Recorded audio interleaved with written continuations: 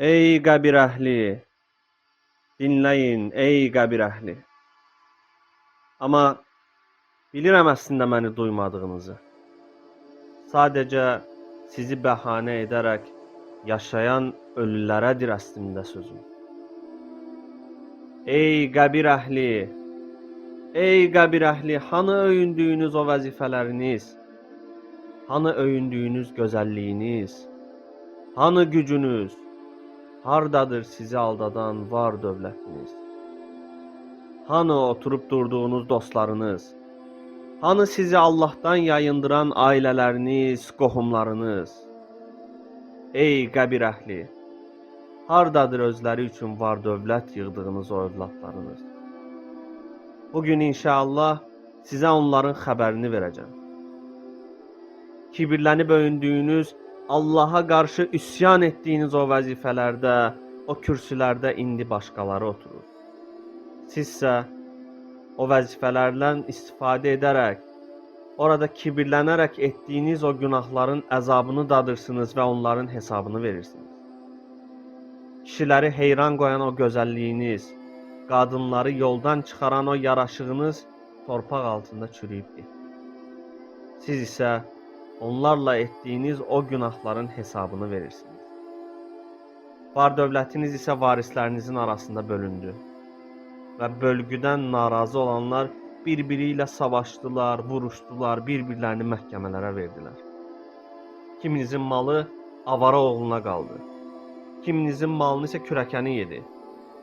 Dostlarınıza gəldikdə isə o avaraçılıq etdiyiniz yoldaşlarınız, o əyləndiyiniz, birlikdə günahlar işlədiyiniz o dostlarınız peşmançılıq səbəbiniz oldu. Zövcələriniz artıq başqasına ərə gedir. Ərləriniz artıq başqa qadınla evlənir. Ey qəbir əhli, əvəz olunmaz olduğunuzu zənn edirdiniz, elə deyilmi? Övladımı oxudum, övladımı evləndirim deyərək ömrünü xərclədin, lakin Allaha vaxt tapa bilmədin. İndi isə bayramdan bayrama yadına düşsə qəbrin başına 10 dəqiqəlik gəlir evladım. Ey qəbir əhli, peşmansınız, elə deyilmi? Bugün danışmaq imkanınız olsa, bizə nə qədər çox şey demək istərdiniz, elə deyilmi? Bismillahirrahmanirrahim. Elhamdülillahi Rabbil ələmin. Vəssalatu vəssalamu alə əşrəfil ənbiyəil vəl mürsəlin. Nəbiyina Muhammedin və alə alihi və sahbihi əcmain. Əmmə bə'd. Bugün mübarək Ramazan ayında sizlərə qəbir əhlinin bizə zahir olan diyarından səslənirəm.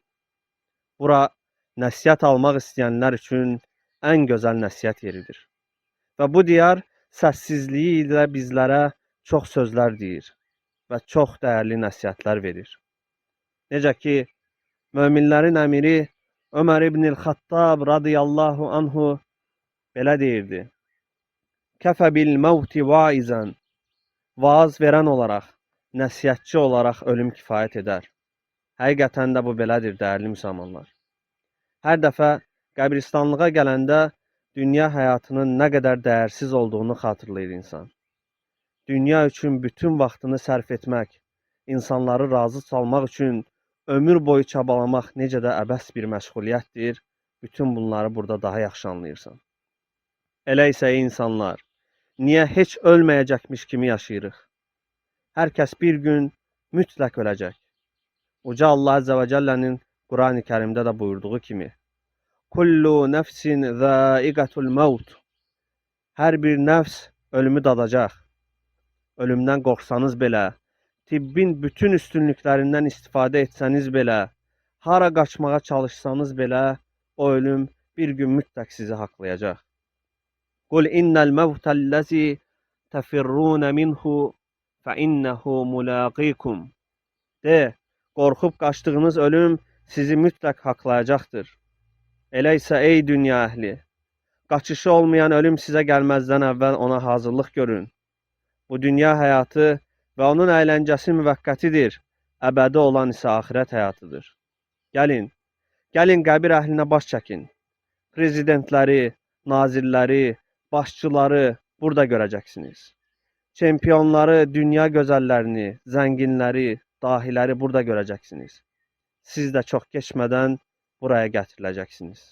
Həm də heç gözləmədiyiniz bir vaxtda. Rasulullah sallallahu aleyhi və səlləm belə buyurmuşdur. Ölüb də peşmanlıq duymayacaq heç bir kəs yoxdur. Soruşdular, o peşmanlıq nədir ey Allahın Rasulü? Peyğəmbər sallallahu aleyhi və səlləm belə cavab verdi. Ölən muhsin birisidirsə, yəni salih birisidirsə, bu halını daha çox artırmamış olduğuna görə.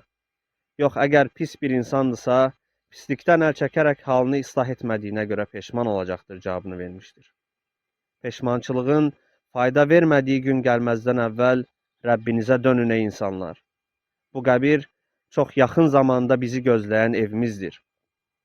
Sağlığındaykən cənnətlə müjdələnən Osman İbni Affan radiyallahu anhu qəbirlərin yanından keçərkən ağlayardı. Hətta bir dəfə bir qəbrin yanından keçəndə o qədər ağladı ki, göz yaşları saqqalını islatdı. Soruşdular, dedilər, ey Osman, cənnəti və cəhənnəmi xatırladığın zaman bu qədər ağlamırsan, lakin qəbri görüncə bu qədər ağladın. Osman radiyallahu onlara belə cavab verdi. Çünki Rasulullah sallallahu aleyhi və səlləmin belə buyurduğunu eşitdim. Qəbir axirət mənzillərinin ilkidir. Əgər insan ondan qurtula bilsə, sonrakılar daha asandır. Ondan qurtula bilməsə, sonraki mənzillər qəbirdən daha çətin və daha şiddətlidir. Və gördüyüm mənzərələrin heç biri qəbir qədər qorxuducu və dəhşət verici deyildir. Subhanallah. Həmçinin Allah Rasulü sallallahu aleyhi və səlləm buyurur ki, qəbir ya cənnət bağçalarından bir bağçadır, ya da cəhənnəm çuxurlarından bir çuxurdur. Evinizin necə olması çalışıb Allahdan yardım diləməyinizdən asılıdır ey insanlar. Və necə ki, Abdurrahman bin Avf radiyallahu anhu belə deyirdi. Bir gün ondan soruşurlar ki, niyə malının çoxunu infaq edirsən? Və cavab olaraq Abdurrahman bin Avf onlara belə dedi. Siz bir evdən başqa bir evə köçdüyünüz zaman köhnə evinizdə əşya saxlayırsınızmı? Adam xeyr deyə cavab verdi. Abdurrahman bin Avf cavabında deyir ki, elə isə mən də köçəcəyim evə qabaqcadan göndərirəm. Ey insanlar! Ey insanlar! Bu Ramazan ayı böyük fürsətlərin Rahman olan Allah tərəfindən verildiyi aydır. Siz hələ də üzmü çevirirsiniz? Ey diri ikən qəlbləri ölənlər! Ey görərkən kör olanlar! Və ey Allahın özlərinə qulaq verdiyi halda eşitməyənlər! Nəsihətlərimizə qulaq verin. Qulaq verin ki, sabah belə deməyəsiniz. Hətta izə cəə əhədəhumul mevtu qalə Rabbirci'un. Nəhayət onlardan birinə ölüm gəldiyi zaman deyər, ey Rəbbim, məni geri qaytar. Ləalli ə'məlu salihən fīmə təraqtu. Bəlkə tərk etdiyim yaxşı əməlləri indi edəm. Başqa bir ayətdə isə belə buyurur. Sizlərdən birinə ölüm gəlib, ey Rəbbim, mənə biraz möhlət ver ki, sədəqə verib əməli salihlərdən olum deməzdən əvvəl sizə verdiyimiz ruzidən xərcləyin. Oyanın ey qövmüm, oyanın və tövhidə möhkəm sarılın. Tövhidə olmayanın qəbri cəhənnəm çuxurudur. Tövhidinə zülüm bulaşdıranın qəbri peşmançılıq yurdudur. Ölüm sizə gəlməzdən əvvəl tövbə edin. Şirkdən, küfürdən və əhlindən bəraət edib Rəbbinizə yönənin və Rəbbinizə belə deyin. Qul innəs salati və nusuki və məhyaya və məmati lillahi rabbil aləmin. De, şübhəsiz ki, mənim namazım da, qurbanım da, həyatım da, ölümüm də aləmlərin Rəbbi olan Allah üçündür. Və ey insan, və'bud rabbəkə həttə yəhdiyəkəl yəqin və sənə ölüm gələnə dək Rəbbinə ibadət et. Tövbənizdə gecikməyin. Rəbbinizin kitabından, Peyğəmbərinin gətirdiklərindən və sizə nəsihət edənlərin nəsihətlərindən belə nankörlüklə üz döndərməyin. Uca Allah Əzzə və Cəllə Nisa surəsində buyurur ki, mealində belə deyilir.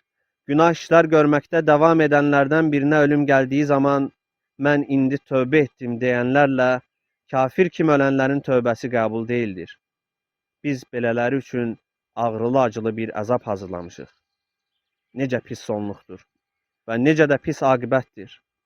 Rabbim, Rabbim şahid ol ki, şirk əhli olduqları üçün bəraət etdiyim qövmümə nəsihət etdim. Onları sənin əzabınla qorxutdum və sənin mükafatınla müjdələdim. Rabbim, hidayət nemətindən ötürü sənə həmd olsun. Şübhəsiz ki, sənin hidayət etdiyini heç kəs saptıra bilməz və sənin yardımsız buraxdığına da yardım edən tapılmaz. Ya Rabbi, bizi Ramadana qovuşturduğun kimi, bu aydakı xeyirlərdən də faydalanmağı nəsib eylə. Ya Rabbi, bizi Ramadana qovuşturduğun kimi, bu aydakı Qədir gecəsini də sənin razı qalacağın şəkildə ihya etməyi bizə nəsib eylə. Bizi bağışladığın qullardan et. Bizi Qədir gecəsindən və bu gecədəki xeyirlərdən məhrum buraxma ya Rabbi. Allahım, bu ayda əsarətdə olan, xəstə olan, sıxıntıda olan qardaş və bacılarıma da yardım et. Onların sıxıntılarını aradan qaldır. Ya Rabbi, Ya Rabbi, pis sonluqdan, qəbr əzabından və cəhənnəm əzabından bizləri qoru. Canımızı yalnız mömin olduğumuz halda al. Allahümme amin, Allahümme amin, Allahümme amin. Subhanək Allahümme və bihamdik, əşhədu ən la ilahə illə ənt, əstəğfiruka və tubu ileyk.